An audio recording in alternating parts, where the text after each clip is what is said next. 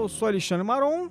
Eu sou o Guilherme Pinheiro. E eu sou Isabela Moreira. E esse é o podcast da produção original da HBO, Westworld. E a gente está entrando agora em modo de análise do primeiro episódio da terceira temporada de Westworld, claro. E que primeiro episódio, minha gente! Antes de entrar em modo de análise, eu preciso primeiro respirar.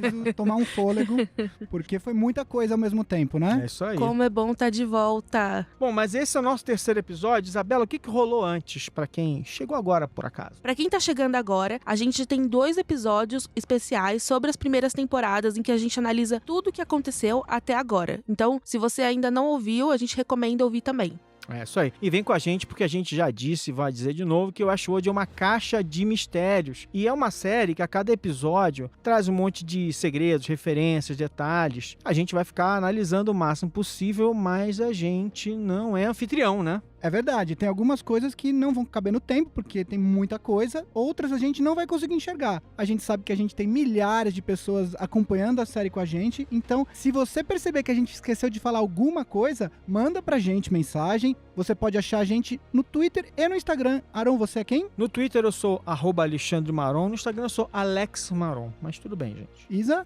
Eu sou @IsaMoreiraBela nos 2. E eu sou, tanto no Twitter quanto no Instagram, Gui_Pinheiro. Vocês podem achar a gente lá e mandar todas as suas perguntas, dúvidas, coisas que a gente não percebeu, que a gente vai adorar dividir isso tudo com vocês. Mas aí não vai ter nada pra eles mandarem, porque a gente percebe tudo, né? Gente, o primeiro episódio da terceira temporada se chama Parce Domine. Tá em dia com os memes aí, o pessoal de Westworld tá de parabéns acompanhando. Pois é. É interessante, né? O Parce Domine, né? Na verdade é latim para Parce Domine.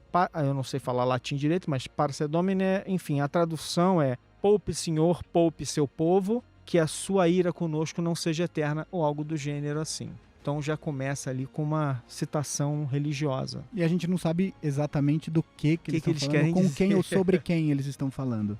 Porque isso é só a pontinha de uma grande bagunça, várias informações novas. Mas a gente pode especular, vai. Exatamente. É praticamente assim, a gente é jogado numa nova série, praticamente, né, esse episódio. Fala do Cold Open, Isabela, pra gente analisar.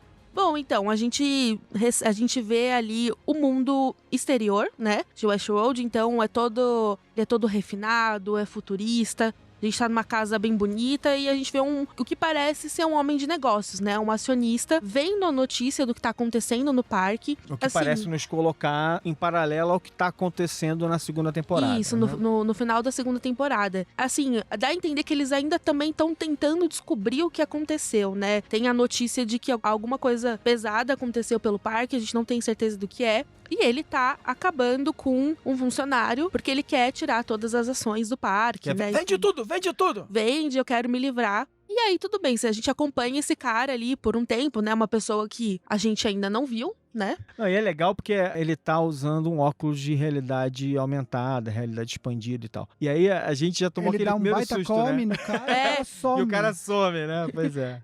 Quando aconteceu, a gente ficou, calma, o que aconteceu? E, enfim, a gente acompanha um pouquinho ele ali na rotina, vai dormir e tal. E aí a casa dele, que também funciona por um sistema, né, de inteligência, coisas meio estranhas começam a acontecer. Então, o fogo começa a cercar a casa, o cara perde o controle, né, de todos os comandos. Sistema, E aí, a gente retoma o contato com uma personagem muito querida, meio perigosa agora, que é a Dolores. Meio. Nossa, a Dolores tá mais Só um mortal pouquinho. do que nunca, né? Pois é. E a maneira como ela chega, né, tem um componente que eu acho curioso e que eu acho que é naturalmente uma contraposição com a donzela da primeira temporada, né? Que ela tá bem sexualizada, né? Tipo, ela tá muito poderosa e ela tá sexualizada no sentido assim de nudez, de se expor e tal, não sei o quê. Completamente diferente daquela personagem com aquele jeito meio angelicalzinho da primeira temporada. A donzela, né? Mas eu acho que essa questão dela, eu diria que é mais assim, sensual. Porque o tempo todo é ela que tá em controle daquele corpo, da narrativa dela. É sempre uma questão de poder. Ela tá usando aquilo pelo poder, Tem assim. uma outra coisa que ela comenta, não sei se é a primeira coisa, não lembro exatamente, mas é uma das primeiras coisas que ela comenta de como a água é quentinha. Porque não tem de onde ela vem a água verdade. quente, né? Então, ela comenta que ela nada na piscina do cara e fala assim, nossa, a água é quente, né? E tal. Ela também tá experimentando sensações. Ela tá num mundo que ela não conhece, né? Ela sabe o que ela quer fazer, mas ela tá experimentando ainda esse mundo novo pra ela. Uhum. Bom, e ela diz que ela é a última da espécie, que também dá uma pista pra gente, né? Assim, não dá pra entender, enfim, né, se você for pensar ali pra onde a gente terminou a segunda temporada, dá a impressão que ela já, né, tirou, né, a consciência dela do corpo da Charlotte, mas que o corpo da Charlotte tá parado, né? A sensação é essa, né? O que isso ajuda a gente a situar a linha do tempo. Isso.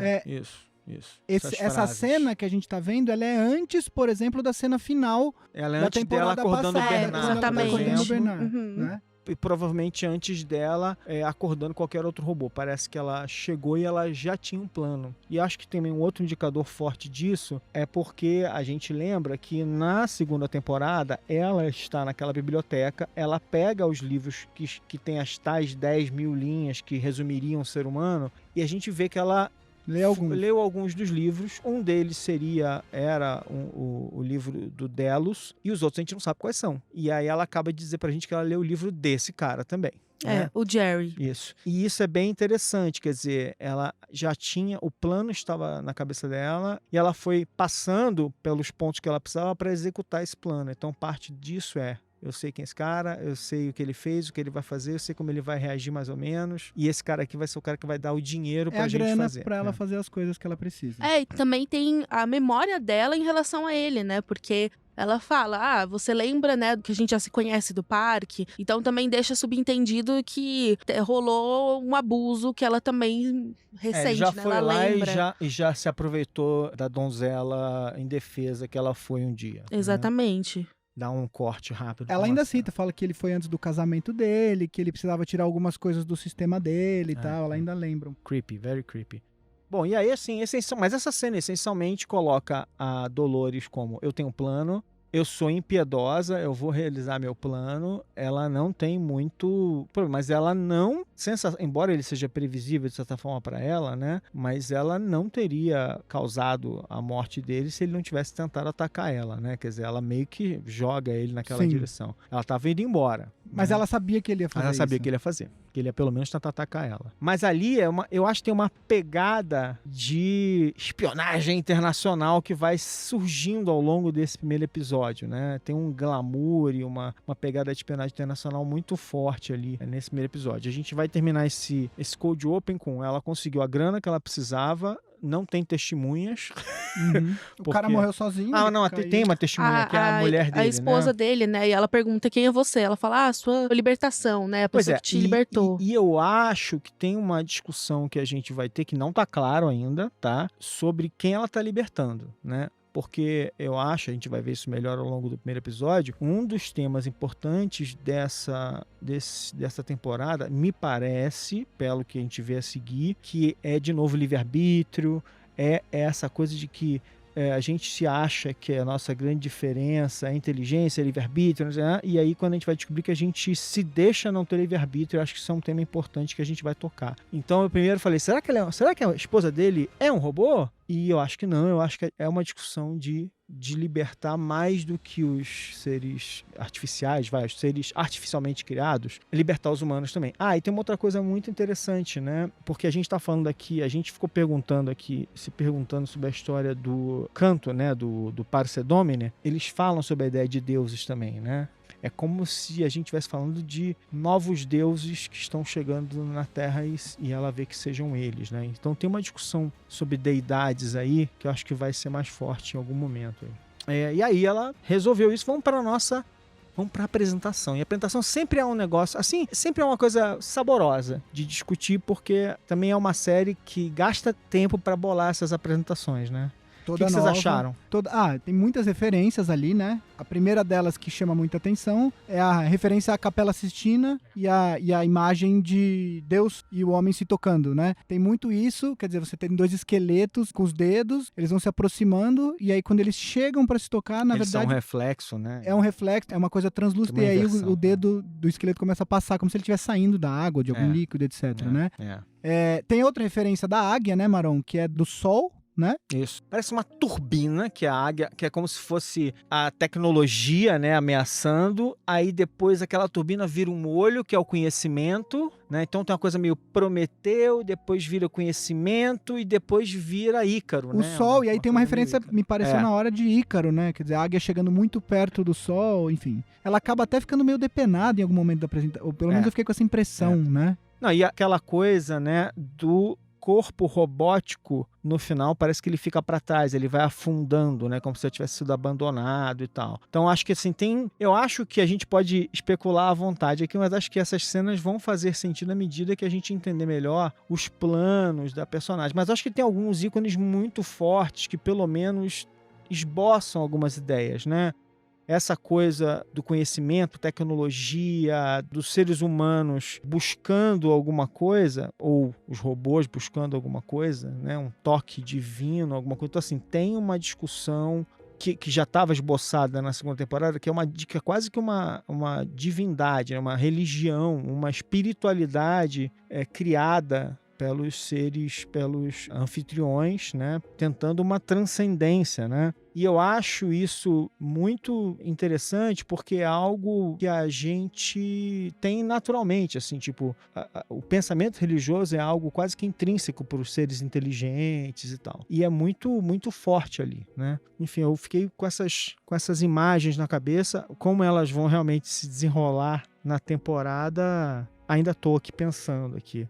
E também tem o vermelho, né? A inserção, até então a abertura sempre tinha o preto e o branco. Cinza com tons de azul. Isso, ali, né? exatamente. Eram umas cores mais frias. Eles afundam no vermelho, né? E tem meio que umas variações dele também, meio que um fundo rosado que é intercalado algumas vezes e que são referências que a gente vai ver bastante ao longo do episódio, né? O primeiro episódio, principalmente, tem muita coisa vermelha que vai pontuando.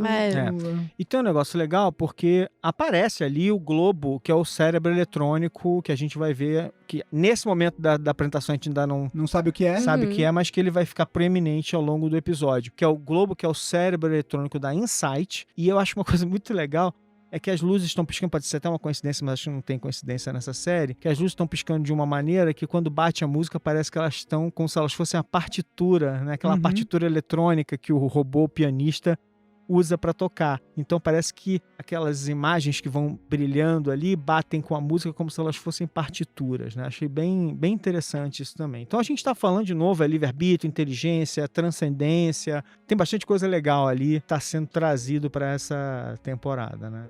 Então, a gente começa já numa nova cidade, né? A gente tem ali uma localização, mostra que a gente tá em Los Angeles, né? E a gente vê o Aaron Paul, que é o Caleb, é um novo personagem. A gente vê ele acordando, é uma coisa que vai se repetir ao longo do episódio, né? A gente vai ver ele acordando várias vezes e a gente vê a rotina dele como seria uma pessoa normal, né? Mas que não tá no topo da cadeia, assim, né? Então é um cara comum, vivendo com tecnologia, então ele vai trabalhar na construção. Tem uma cena muito legal, né? Ali dele com o robô. Sentado, aquela foto clássica, né? Eles vão evocando, né? Várias imagens icônicas, né? Uma delas é dos trabalhadores sentados no... Eu acho que tem uma coisa legal pra gente falar das aparições do Caleb no primeiro episódio, que é, ele tá sempre conversando com o Francis, por telefone, que a gente não sabe quem é. Que supostamente a gente imagina que é um amigo dele. Exato. Com quem ele foi pra guerra, né? E aí, basicamente o Francis começa, mas depois vira meio que um mini monólogo do Caleb explicando como é que tá a vida. E ele fala várias coisas legais nesses monólogos, né?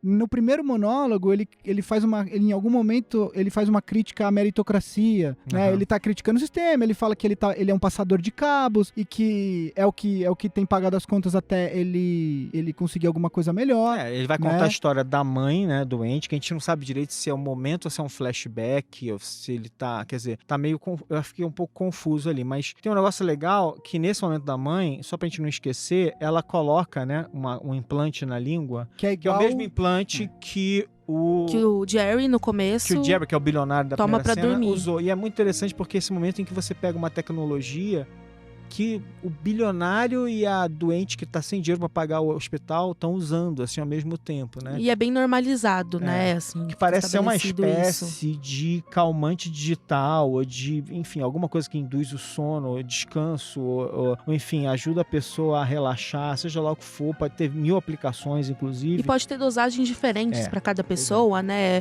A gente vai ver mais pra frente mas ela tá usando isso também, né?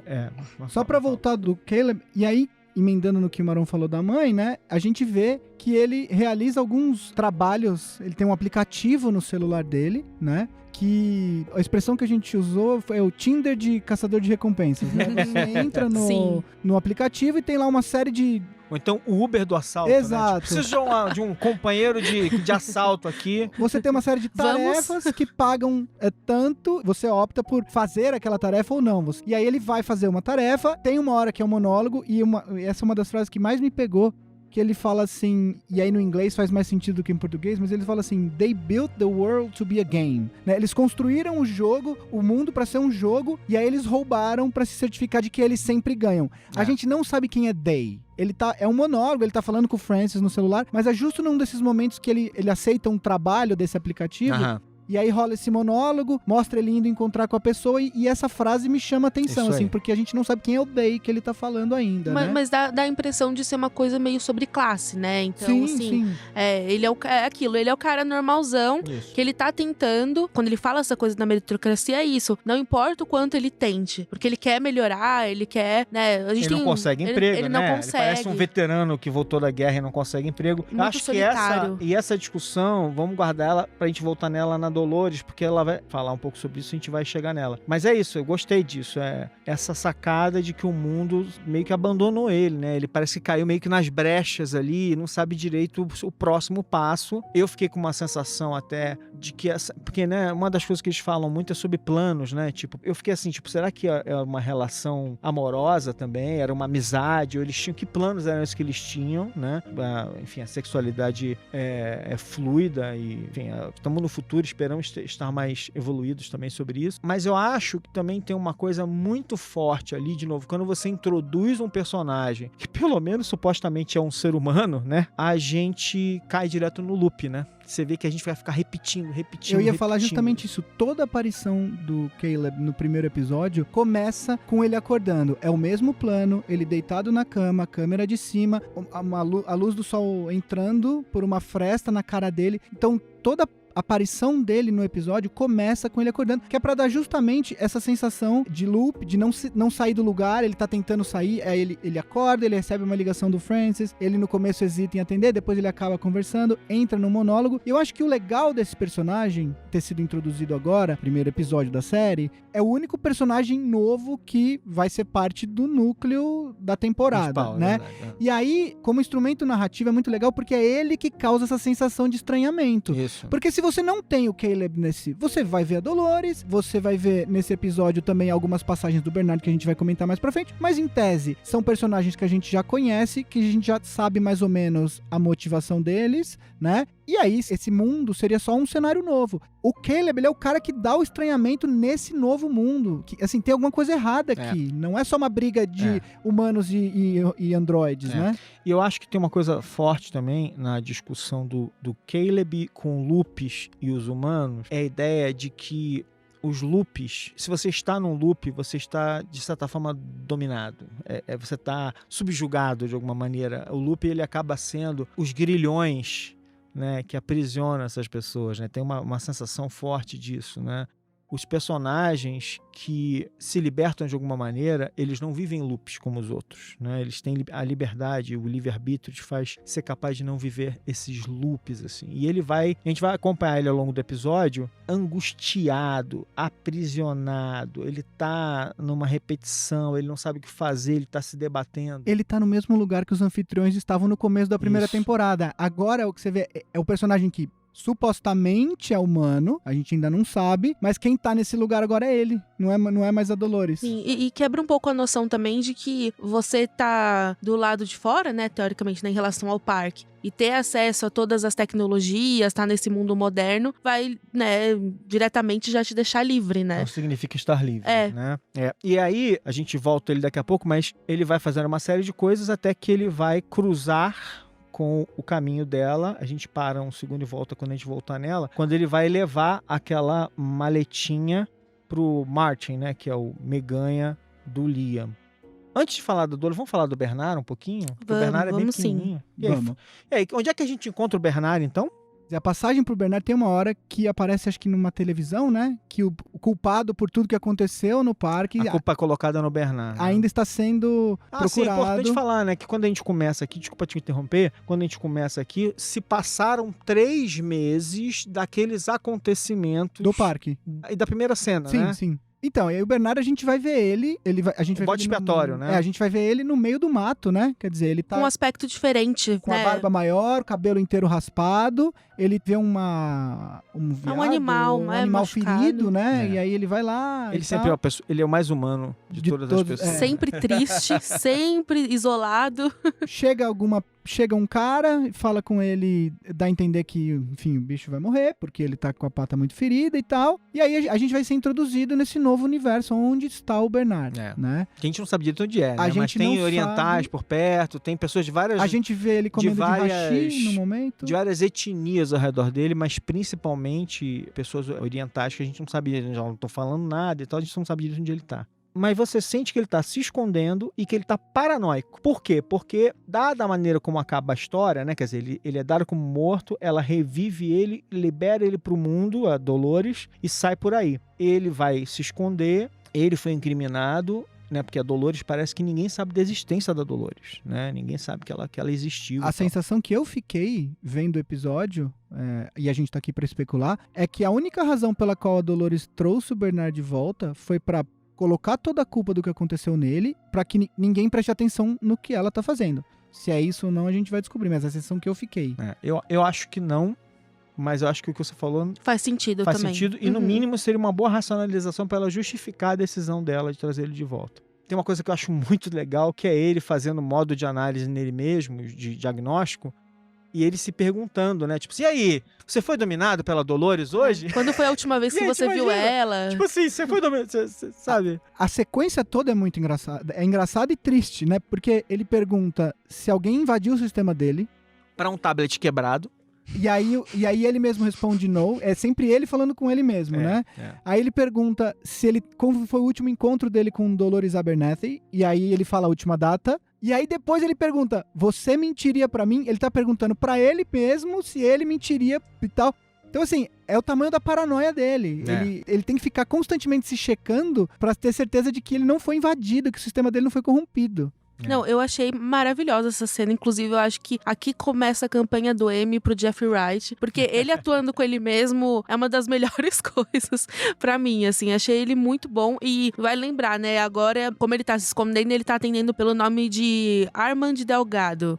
Então, ainda tem um pouquinho do Bernard, um pouquinho de Arnold, né? Tem todas, tem a sonoridade parecida, assim. Mas aí eu naturalmente, como eu já enxergo logo alguma coisa que não tem nada a ver, né? Aí eu já achei, ele falou assim, mas Delgado, o cara tá trabalhando com os bois, com o gado ali, já começa a viajar, né? Tipo, mas enfim, não tem nada a ver, porque Delgado em espanhol não é não isso. tem...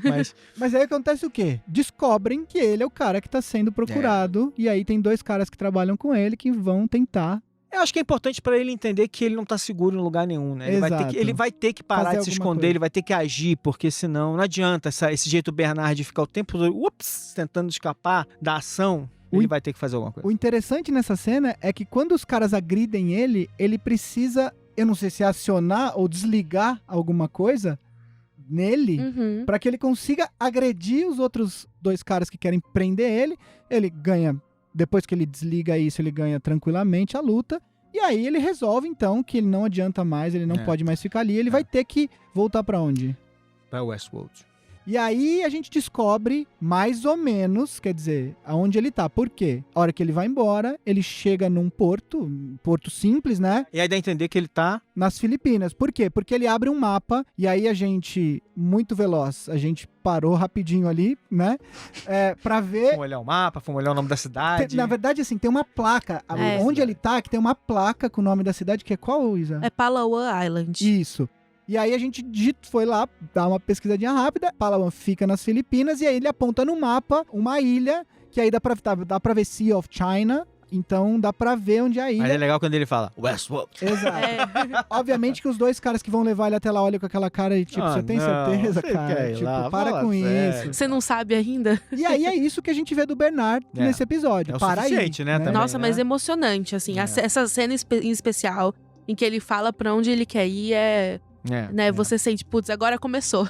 Bom, aí a gente pode falar um pouco da Charlotte, né? Se passaram 3 meses quando a Charlotte surge no início do episódio. A Charlotte está na Delos, ali, convencendo os caras a continuar a produção, exercendo o papel dela mesmo, né, no board. Mas eu não sei se é a Dolores ou se é alguma das outras 5 pérolas que ela trouxe naquele momento. No final da segunda temporada, a gente já teve um sneak peek, assim, disso. Então, quando ela acorda o Bernard, a Charlotte tá com ela. Isso aí. Né, mas já é uma nova versão que tá obedecendo ela. Então, a gente ainda não sabe mesmo. E é interessante esse momento dela com todo o conselho ali de acionistas da Delos, porque primeiro que o visual da cena é bem diferente, né, em comparação com as coisas que ela tinha. Você vê, de novo, né, os tons meio rosados, puxado pro vermelho, o branco, a posição dela ali, né, com todos aqueles homens poderosos. Ela é a única mulher, né, e eles tentam, né, ali, não, então vamos fechar o parque, vamos tomar outras medidas. E ela fala, não, as pessoas vão continuar indo e... não são os robôs que matam as pessoas, são as pessoas que matam as pessoas. Que é um texto clássico do pessoal do NRA, né? Armas não matam humanos, humanos matam humanos e assim por diante. Então, pra variar, você tira a culpa ali do artefato e tal. Que aqui é uma discussão um pouco mais complexa, né? Então, que dá uma embaralhada na discussão. Mas ela tem o apoio de uns representantes que são inteligência artificial no board, né? E ela tem esse apoio e tal. Mas, basicamente, o que está acontecendo ali, de certa forma, não vamos fechar o parque. E é uma forma também de garantir a existência da espécie dela, ou da produção de corpos. A gente não sabe muito bem o objetivo, porque a gente não sabe qual é a lógica e o funcionamento real do parque após aquele evento. Porque né? foi num dos parques, né? Dá a entender que foi numa parte, né? Não foi nele por completo, que é um conjunto total, né? Então, eu fiquei com a impressão também de que é uma forma das pessoas não entrarem tanto em pânico com a questão dos robôs, sabe? Então, tipo, putz, você lembra o que aconteceu em Westworld? Criar um precedente pra acabar com tecnologias de outras formas e isso afetar a luta ali dela e da Dolores, né? Que dá a entender que ela tá obedecendo a Dolores, né? O tempo todo. Isso aí. Bom, e aí vamos voltar pra Dolores. Em Londres. Porque nossa amiga Dolores tá assim, tipo Globetrotter, né? Tipo, viajando pelo mundo e causando. E aí essa cena é legal do que a cena dela chegando no teatro e fazendo a mudança de roupa mais glamurosa e cheia de estilo. Bem Missão Impossível, assim. Missão Impossível. Chegando no restaurante.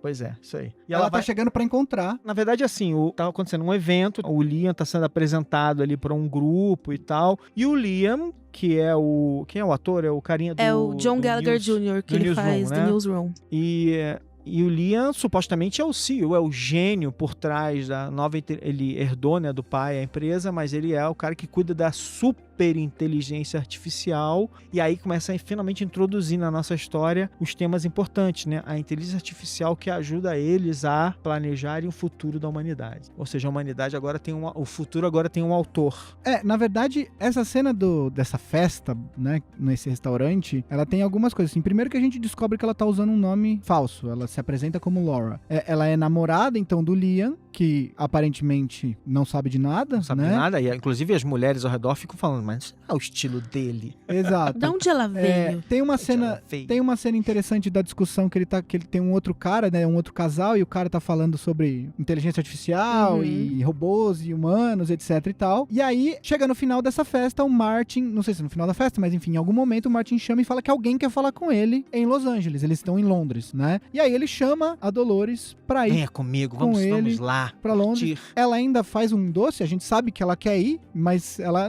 não sei e tal. Aí depois ela fala, tem uns amigos que eu tô querendo ver. E aí, a próxima vez que eles aparecem é justamente eles chegando de drone.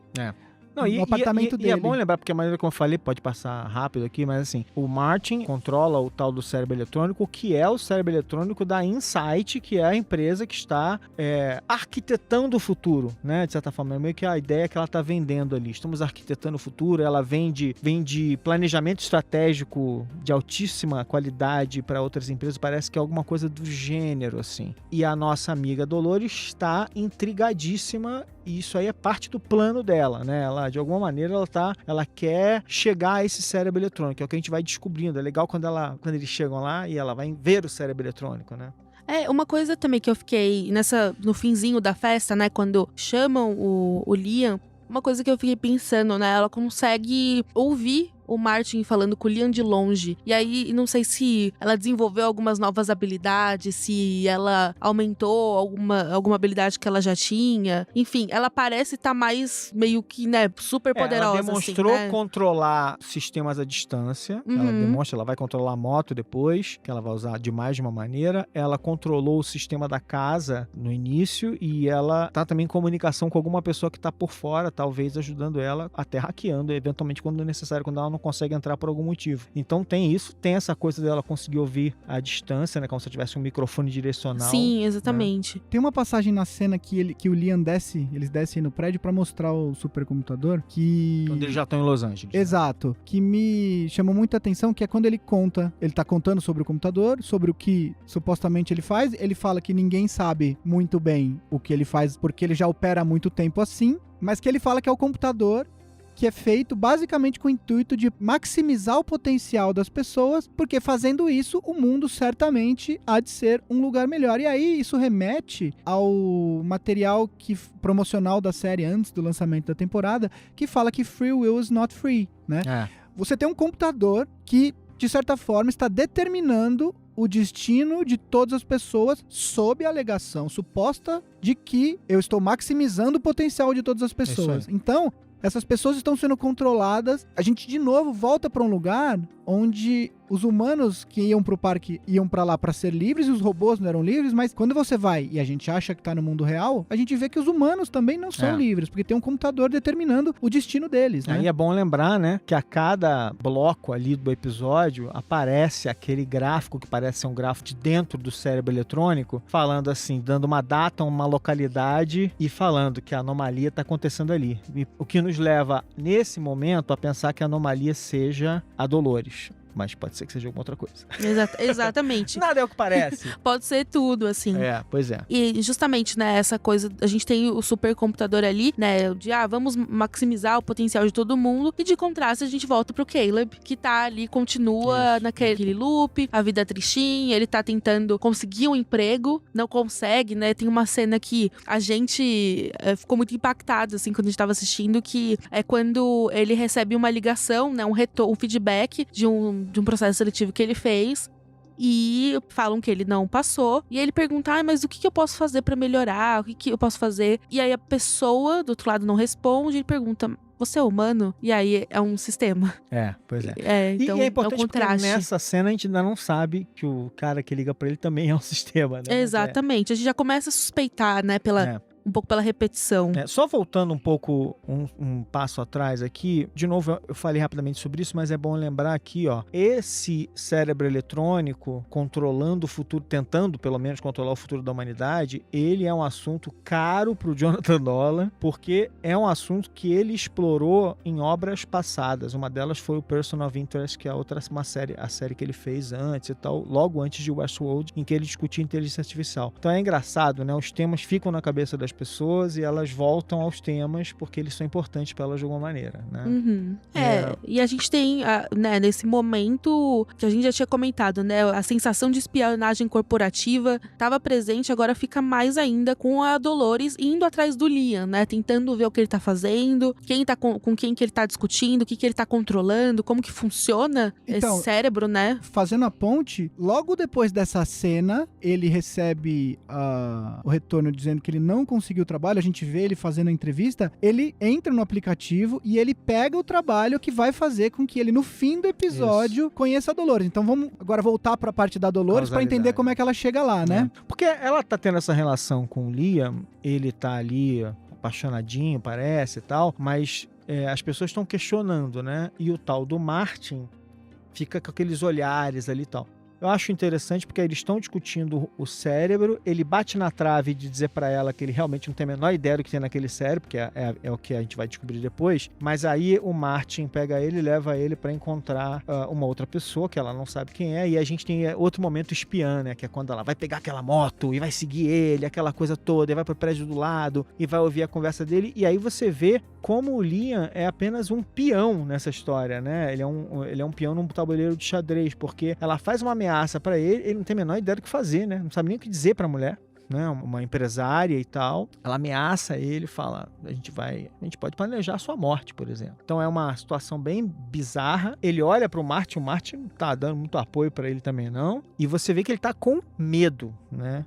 Porque ele sabe que ele não sabe o que rola dentro do computador, Isso. mas as pessoas não acham que ele sabe, mas ele não pode revelar isso, né? E aí é legal porque mais tarde, quando eles vão estar juntos, ele e a Dolores, rola aquele momento tipo, vem cá, você pode contar o que você quiser pra mim, querido, vem cá, põe a sua cabeça no meu ombro e tal, e aí ele vai se abrir e mostrar que ele não tem a menor ideia, que ele é só um golpe de relações públicas, né? Quer dizer, ele tá ali pra ser a fachada da empresa, e aí ele ventila o nome que vai ser importante na série, a gente imagina, né, que é o do James Serac, tipo, é aquele personagem assim, bom, beleza, agora temos um novo objetivo, quem é James Serac? Que é o arquiteto desse computador. Isso. É importante a gente lembrar que quando o Liam Dempsey tá quase revelando mais do que ele poderia, o Martin chega e dá um choque na Dolores, supostamente colocando ela pra dormir. É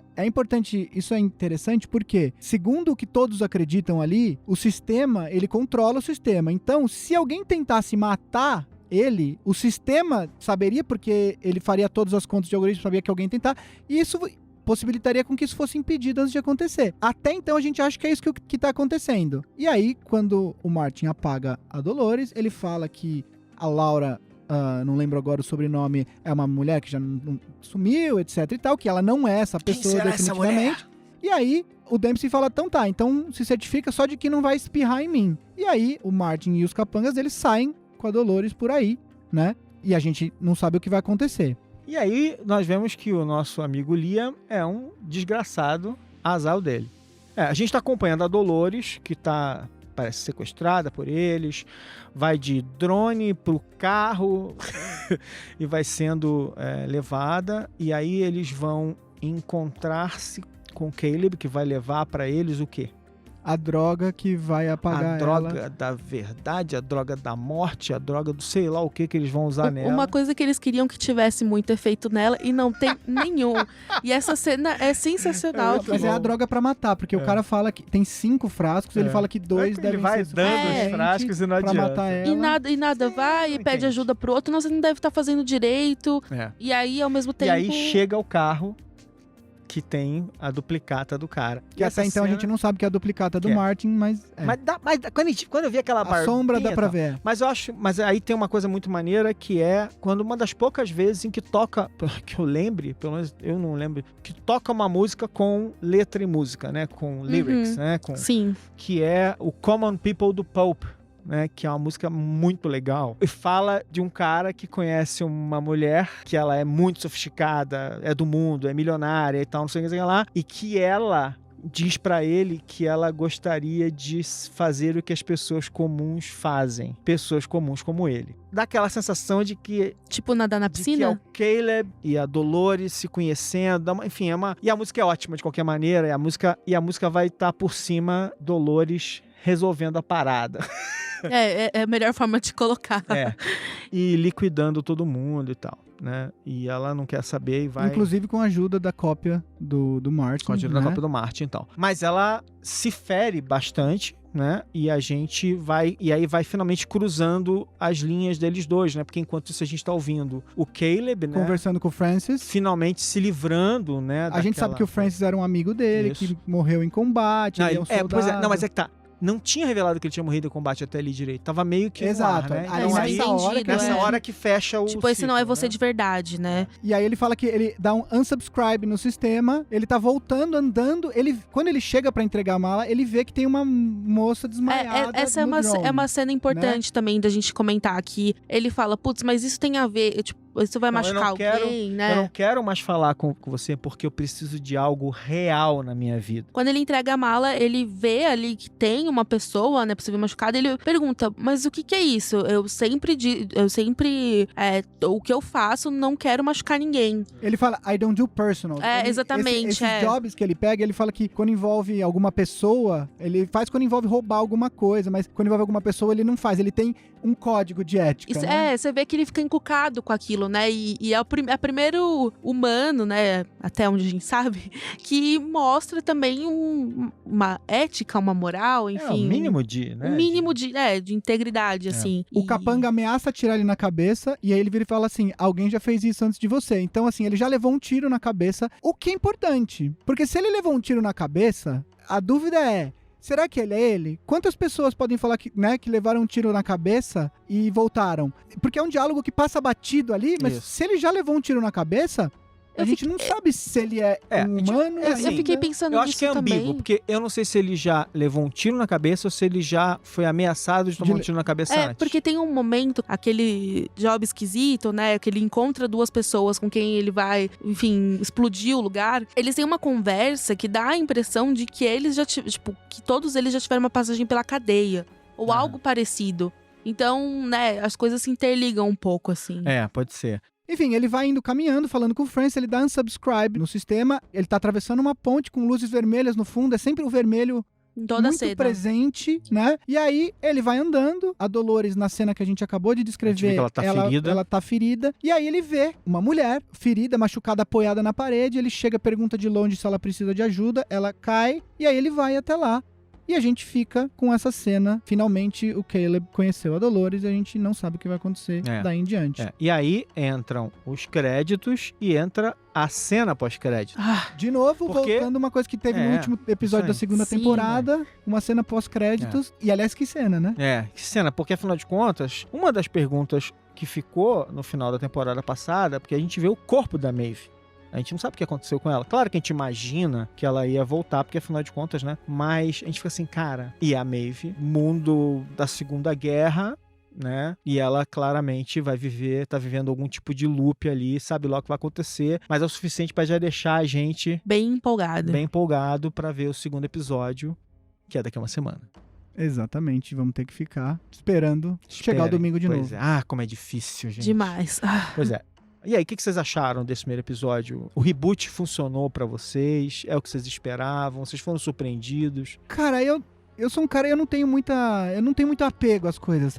Mas não é mais no parque. Bom, primeiro que a gente não tem garantia de que não vai voltar pra lá. Segundo que acho que a história evoluiu, assim, não tinha como começar a temporada sem dar uma explicação pro que aconteceu depois que eles saíram do parque e tal. Então, assim, eu tô bastante empolgado. Eu acho que o personagem do Caleb vai ser fundamental pra narrativa dessa temporada. Eu gostei muito, eu tô muito animado pro segundo episódio, principalmente porque eu acho que a gente vai descobrir o que aconteceu com a Maeve, né?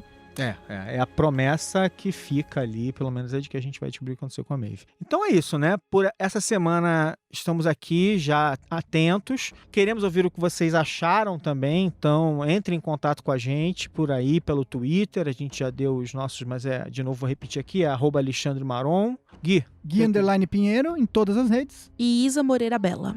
Isso aí, então acha a gente lá no Twitter, manda suas mensagens, perguntas, comentários e preparem-se, porque temos mais 7 episódios eletrizantes de uma das séries mais de virar a cabeça que a gente vai ver fácil, né? Eu não consigo imaginar outra série tão rocambolesca, tão cheia de camadas e reviravoltas e tal, quanto Westworld. Eu senti falta do salão que a gente gravou os 2 primeiros episódios.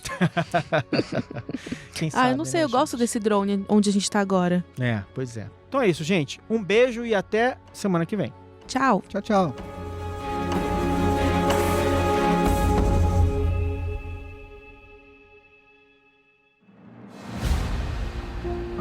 Você acabou de ouvir um podcast da série original da HBO, Westworld.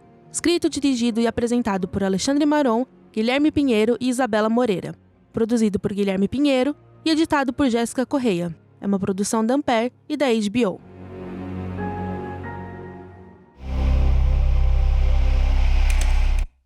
Ampere.